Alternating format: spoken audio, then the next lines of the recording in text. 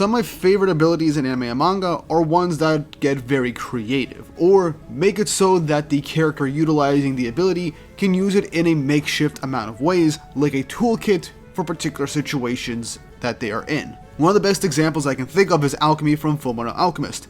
It seems fairly simple, but there is a bunch of different ways to go through with it, based off of the character's knowledge and their own personal imaginations on what they can utilize with their alchemic abilities and knowledge. And while I use alchemy as an example, the ability I'm going to be talking about in this video is actually Maker Magic. Because Maker Magic is the one thing in Fairy Tail outside of like Dragon Slayer magic and Celestial Spirit magic that I actually find the most fun to read about and to be utilized in fights. And obviously, Grey Fullbuster, one of the main characters and basically the protagonist of the story, is one such Maker Magic user, and there are a variety of different Maker Magic type abilities used by a variety of different characters, and even one that is anime only. But every single one uses them in their own unique and creative ways based off of situations, and it's just very fun to see these different characters utilize abilities like this to fight varying opponents in different ways, and it opens up a path of creativity for fight scenes or just to get out of situations that are complicated. So I'm going to use this video to tell you guys what Maker Magic is, as well as the different types of Maker Magic that we see in the Fairy Tail universe, all jam-packed into one nice video. But before we get into things, don't forget to like and subscribe and hit the notification bell for updates on future videos. Really helps, and it shows you guys enjoy the content I make here on the channel and shows you want to see more. I've got a bunch of stuff planned out for Fairy Tail in the future, so look forward to that. And without further ado, let's get right into the video. So, Maker Magic. Maker Magic, otherwise known as Molding Magic, which as the name suggests, allows the caster to mold their magical energy into particular objects in battle or in everyday use. Now, in the broadest of terms, Maker Magic allows the caster to mold their magical energy into different shapes or forms. This is usually done with the caster learning about a particular element. A lot of times if it's their innate elemental abilities with their magic, or it just suits their personality, or it's how they've been taught by other people. When it comes to Maker Magic, the utilization of your hands is key and vital, as you need primarily both your hands in order to craft Maker Magic. It allows you to be more accurate with your shapes and makes them a lot more sturdy. But you can also essentially craft with one hand. However, the downside of using one hand is that the creations you make have half the durability and half the strength, so they're just less stable to use. If you just want to save time, you can do that, but it'll make them easier for anyone to break and they won't last too long. So you're essentially shaving off power and density for just a quick summons or craft. Now, in the anime and the manga, we essentially have more or less 6 types of Maker Magic. One of them is anime only, but I'll go over it briefly in a second, just so we could have that particular option. But I'm gonna go over each and every individual Maker Magic, so you can know what we've seen in the series. And let's just go with the first instance of Maker Magic that we get, and that is Ice Make Magic. And as the name suggests, it's a form of Maker Magic that utilizes shaping and molding ice into different objects or even creatures. And you can mold them into weapons, tools, even ice clones of yourself, or even just specific creatures depending on the type of Ice Make Magic you use, as there's essentially 2 different types of Ice Make Magic as well. There is Static Ice Make Magic, which is what Grey utilizes. This lets him create tools, weapons, and even stagnant and still clones. Now, while Stagnant Ice Make Magic is used for primarily creating weapons and tools, the trade-off is that you can actually cast them a lot quicker. And what makes this even better is that the tools and weapons you create are only limited by your imagination, so creativity is endless. The best example of this is when Grey fought in the Grand Magic games against someone who also used a particular type of Maker Magic that we'll get into soon. But essentially what Grey did was that he uses endless creativity to just create multiple types of weapons and tools at an endless degree as quickly as he possibly could before his opponent could even adapt to him, showcasing the usefulness of this type of Maker Magic, allowing Grey to cast spells a lot quicker, but also showcasing his creativity in mixing and matching the types of things that he knows and coming up with new moves on the spot. Static Ice Make Magic is incredibly creative and allows you to utilize it in a multitude of different ways in battles, and your imagination is definitely key to making it a very formidable force whenever you need it. But Ice Make Magic also has another type, which is active Ice Make Magic, which, as the name suggests, has you create actual moving constructs with your ice. This is shown by Leon, where he uses it to create essentially animals, creatures, and warriors to fight for him, and it allows him to control them as actual moving puppets. This is also a very formidable way to use Ice Make Magic, but the trade-off is that they're incredibly complex, and making them move requires a lot more time and energy in order to be placed into them. Unlike static Ice Make Magic, that is very quick, very to the point, and making inanimate objects, which allows the casters themselves to fight on the front lines or to fight more creatively, you can still fight creatively with active Ice Make Magic, but it actually takes a lot more time to cast because you're creating animate objects that can actively move under your control, and sometimes independently from yourself. So this is the less practical one, but is also kind of the more dynamic and cooler looking ones, because you can create a small team of ice creatures and creations to fight alongside you in battle. So it all comes down to what you prefer, but in my honest opinion, I like the static Ice Make Magic because you can just create weapons out of your own ice, and your own creativity is more or less a lot more endless when it comes to creations. But that's it for Ice Make Magic. Let's move on to the next one that we see, and that is actually Wood Make Magic. Now, Wood Make Magic has only been used by one character in Fairy Tail, and that is Lucky Oleta, and that is actually a member of the Fairy Tail Guild. Now, we only really see her utilize her Wood Make Magic in either filler or in brief glimpses throughout the series and one time in 100 Years Quest. Wood Make Magic allows the caster to essentially mold and craft wood into different shapes and forms, and they can even manipulate wood around them.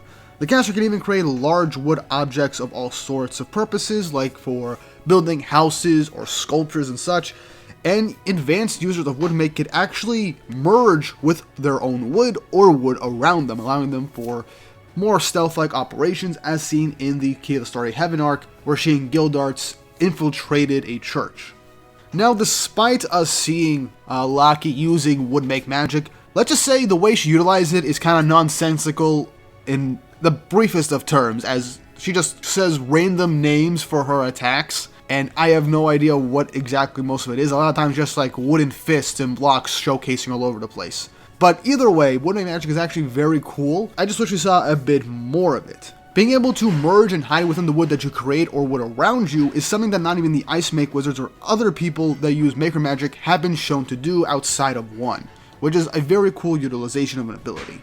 But that's more or less all we got for Wood Make Magic. It's only used for one character, and it's more or less kind of the same thing as just every Molder magic ever, but it's more utilized to wood and has the unique trait of being able to merge with wood if you are good enough at using this power. Now, next up is probably the most critically kind of superior, in a sense, Maker Magic that we have seen in Fairy Tail, as it is incredibly powerful, and it seems to have almost no limits. Keyword in almost. And that is Memory Make Magic that we see used by Rufus from the Sabertooth Guild during these Grand Magic games. Now, Memory Make Magic, unlike regular Maker Magic, is an ancient type spell. It grants the user the ability to control their memories and grant a very accurate and truly amazing memory capacity to the user, which is very important because Memory Make Magic essentially allows the user to take spells that they've read about or seen and create brand new spells by mixing them together, giving the caster the ability to create new and original and unique spells on the fly. Now, what's important about this is that they have to actively see magic, and to an extent understand what makes that spell work. So let's say I have Natsu's Fire Dragon Roar seen, and I see Urza using her Heaven's Wheel. I can somehow create a spell that utilizes both in tandem together to make something wholly original, like a roaring blade of flaming swords. Memory Make Magic is essentially more or less the pinnacle of Maker Magic, as creativity has always been key when it comes to Maker Magic, and if you're able to essentially memorize other spells and combine them together to make brand new spells in varying different combinations, that is kind of, in a sense, the peak of imagination. Now, granted, the ability to make things just on the fly without having any other reference to use it is also a key point of imagination, but Memory Make is a nice way to utilize it, as it allows you to mess with your opponents and create various different abilities of different magical types and attributes that you have seen or read about in your life. And all it has to do is you remembering what type of magic it is and finding a way to just combine it into a new spell. Now, something I neglected to mention actually was that unlike other maker type magics where you have to use your hands together, both hands, to mold these particular spells, with Memory Make, all you really have to do is place the finger on your temple as a focus point, unlike two hands, in order to cast your spell. So essentially make a much quicker utilization of your abilities than you would with regular maker magic, as you just have to take a finger and quickly put it towards your temple and concentrate. Then boom, you got a new spell from your memory. What also makes Memory Make magic even more impressive is the fact that it can actually negate other spells or make other magic forms useless if you have a spell memorized and you just say forget. As this was shown in this fight with Gray, when Rufus shattered Gray's shield and destroyed it, all he really had to do was see Gray use it, memorize the spell, and just say forget, and any spell that he has literally seen be used is instantly negated. So if you essentially fight someone with Memory Make magic, you have to make sure to hit them before they can memorize what your magic is or what the spell is. Otherwise, they'll completely erase it by just forgetting that spell from their memory. And the way Gray overcame this was by utilizing his creativity to the max and just creating more and more spells off the cup so that Rufus wouldn't have the opportunity to fully memorize each and every attack so that he can negate it, allowing him to take the win at the very end of the day.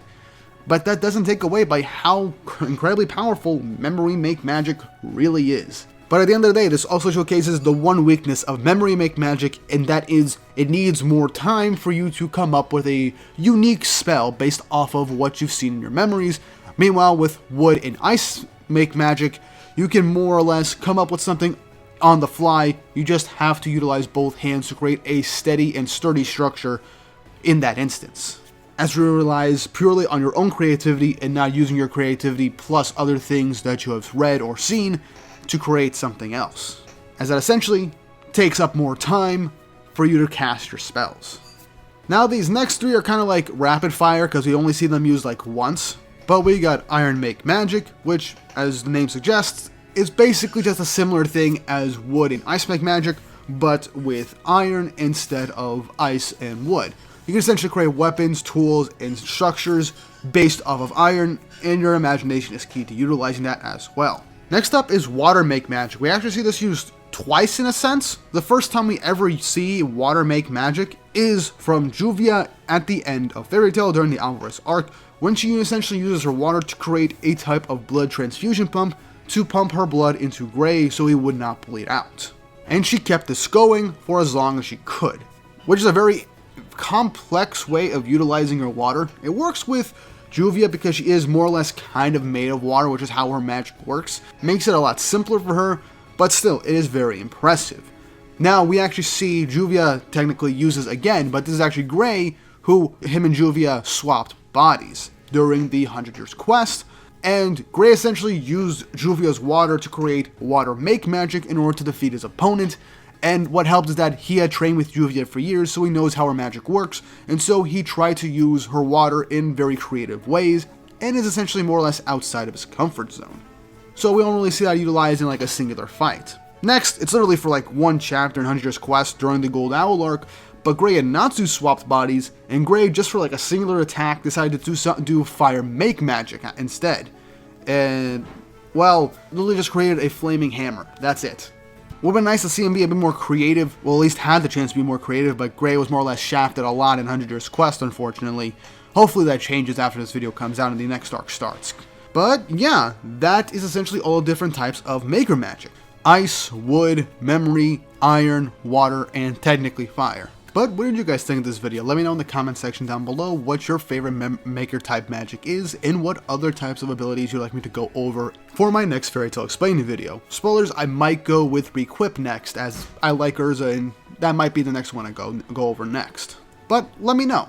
And if you haven't already, like and subscribe and hit the notification bell for updates on future videos. Really helps, and it shows you guys enjoy the content I make on the channel and shows you want to see more. Now with all that said and done, I hope you all have an awesome day.